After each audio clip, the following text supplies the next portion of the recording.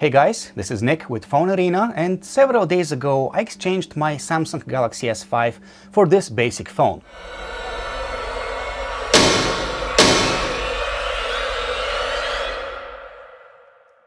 That was the start of an experiment which was meant to demonstrate what would happen if someone as dependent on their smartphone gets separated from their device.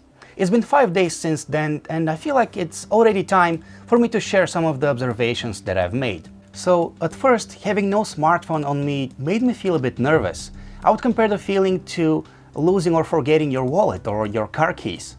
At the same time, I had this basic phone on me constantly, and I kept on pulling it out of my pocket and looking for missed calls or messages. I knew that it had no access to the internet, so I could not receive any Facebook updates, but my brain was already wired to do that all the time. Speaking of habits, I'm one of those people who take notes all the time, and I use my smartphone to do that.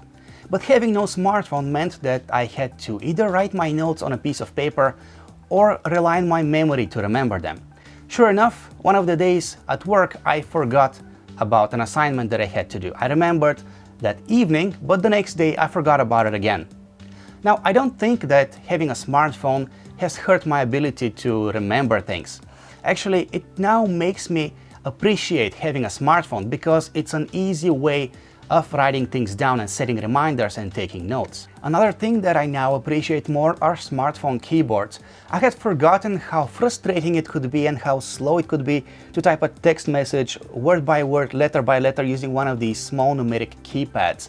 Smartphone keyboards are just much more convenient. And yes, I had to start using text messages and regular phone calls much more often now that this phone couldn't connect me to the internet, couldn't let me use any instant messaging services whatsoever.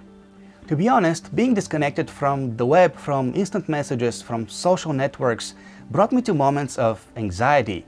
I could feel this urge to go online when I wasn't around the computer, but of course I couldn't because I didn't have my smartphone.